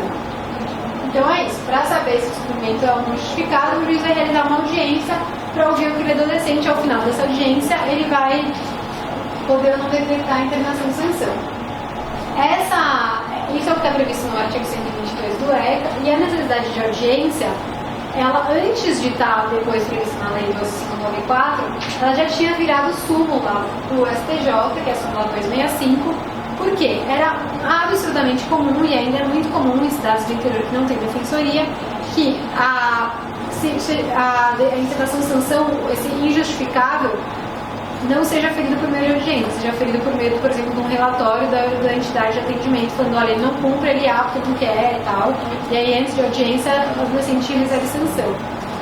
Então, antes mesmo da lei prever isso, essa garantia já estava considerada no artigo de jurisprudência, na súmula 365, que fala, é necessário ativar o menor infrator, né, maravilha, da STJ, o menor infrator. Mas é isso, antes de executar essa regressão da medida socioeducativa. Então, é sempre necessário ouvir o adolescente. A lei positivou essa garantia no parágrafo 4º, né, que a substituição por medida mais gravosa somente ocorrerá em situações excepcionais após o devido processo legal, inclusive na hipótese do inciso 3, artigo 122 do ECA, que é a sanção, que deve ser precedida de prévia audiência. Então, sempre a sanção tem que ter prévia audiência. Sanção não pode não ter, se decretar se o adolescente não for ouvido em juízo. Justamente porque não tem como você aferir se o suprimento é justificável ou não, se você não ouviu o adolescente, né? Bom, além de ter positivado a necessidade de oitiva prévia, a lei instituiu um novo requisito para decreto de internação e sanção, que é um parecer técnico fundamentando a necessidade da medida. Então, quando a entidade lá de atendimento de SEMI, de ALIAR, de prestação de serviços, vai fazer o relatório, porque assim, como que o juiz fica sabendo que o adolescente está descumprindo? A entidade envia um informativo falando, olha, não tenho nada novo para informar, porque o adolescente não vem mais, parou, não responde aos chamados, não atende telefone, não sei o que está fazendo da vida, ou não vai na escola, está na rua, enfim. Então, nesse relatório técnico de descumprimento, o ideal é que a equipe aponte já, se ela acha que naquele caso é necessário internar o adolescente, da internação e sanção, ou se uma advertência judicial é suficiente, porque é muito comum, né, que o simples fato de ter uma audiência, o adolescente ir para o fórum, com a mãe, tal, já cause nele um temor e ele perceba que é melhor ele cumprir do que ficar internado. Então, muitas vezes a equipe sugere oitiva e não sugere internação e sanção. Então, nesses casos, a internação e sanção também não pode ser decretada, porque o parecer técnico não foi de internação e sanção, foi de oitiva judicial. E aí, assim, é isso que o juiz tem que, como eu falei para vocês, ele não está vinculado ao parecer técnico. A sugestão pode ser de oitiva e ele pode internar, mas o âmbito argumentativo é muito maior, porque ele está afastando a opinião das técnicas que conhecem e acompanham um adolescente diariamente, né? Essa questão eu não tenho. Oi? Essa questão não tenho prova. Dos requisitos, né? E aí, gente, além do que sobre internação e sanção, então, eu já chamo o suprimento injustificado, reiterado, tem que ter audiência e tem que ter parecer técnico. Então, são os quatro requisitos e o prazo máximo de 3 meses. A resolução que eu comentei com vocês, que é a 165 de 2012 do CNJ, ela traz um artigo muito bom para nós, defesa, sobre o tema, que é o artigo 15, que ele vai falar a internação decorrente do descumprimento reiterado e injustificado anteriormente imposta, ou seja, a internação e sanção, está sujeita aos princípios da brevidade e da excepcionalidade, devendo ser avaliada a possibilidade de substituição da medida originalmente aplicada por uma menos gravosa. Então, o que esse artigo quer dizer? Porque, às vezes, assim, é imposta ao adolescente uma medida de semi-liberdade. E aí verifica-se, ao longo de todo o processo, que o adolescente não consegue aderir àquela medida, que para ele não funciona a semi-liberdade. Então, ao final da sanção, por esse dispositivo aqui, a gente sempre pede para a equipe se manifestar Se não é o caso, então, de impor uma medida menos grave para aquele adolescente, para que ele consiga cumprir. Porque, afinal, o objetivo maior nunca pode ser só de puni-lo, mas sim de garantir que ele cumpra e se integre socialmente, certo? Se ele fica só descumprindo a medida, ela perde o sentido. Então, a gente, assim, comumente usa esse argumento, que é muito comum, porque a semi-liberdade é uma medida muito difícil de cumprir, porque como que ela funciona na prática? O adolescente sai para fazer as atividades externas, tipo escola, trabalho, curso, e dorme na unidade. O que acontece é que existem pouquíssimas unidades em São Paulo, então às vezes demora 2, 3 horas de transporte público da casa do adolescente para a unidade. E normalmente ele vai estudar, trabalhar perto da casa dele. E aí, assim, tem uns adolescentes que não se adequam a essa dinâmica, não conseguem cumprir e não se envolvem em nenhum novo ato infracional. Ele simplesmente não consegue cumprir a medida de semi-liberdade, mas ele conseguiria uma LA, provavelmente. Porque ele está lá estudando, mas não consegue cumprir a medida. Então, nesses casos, a gente fala, olha, tudo bem, ele não está cumprindo, foi sancionado, mas tem que ser uma medida que seja menos grave, porque ela é mais adequada às circunstâncias dele. E esse artigo da resolução do CNJ, ele expressamente fala que o juiz deve avaliar essa possibilidade. Então é uma coisa que a gente tem que provocar sempre o juiz, porque não é o costume deles fazer. Normalmente o costume é sempre só para ir agravando, né? A gente vai falar, não, olha, a inadequação da medida não necessariamente significa que ele tem que receber uma medida mais grave. Pode significar que ele tem que receber uma menos grave, desde que ela seja compatível com as condições para ele cumprir, né? Professora, na semi-liberdade, ele tem que fazer os deveres dele na rua, em meio aberto, e dormir. No final de semana também ele tem que ficar. Não, ele vai para casa. Mas isso é uma escolha do serviço, de quem está ali à frente do serviço? Não. Tá. É direito. Assim, cada estado executa de um jeito. Aqui em São Paulo ele passa os finais de semana em casa. Se ele comete alguma sanção disciplinar, alguma falta disciplinar na CM, uma das coisas que ele pode ser sancionado é permanecer lá no final de semana. Mas tem que ser decidido pelo juiz. Não, a sanção disciplinar é pela comissão de avaliação disciplinar. Ela depois vai para o juiz para tomar conhecimento. Mas ele pode ficar no final, pode receber essa sanção de ficar no final de semana, que nem na internação, o adolescente pode receber a sanção de ficar sem fazer as atividades que não são obrigatórias como escola. É que eu fui conhecer o serviço e eles faziam isso. Se o adolescente não se comportar. Não, eles fazem isso, é uma sanção disciplinar. Ele falava, esse final de semana você não vai para casa. Mas é que está prevista é que as sanções disciplinares elas são previstas no regimento interno da fundação.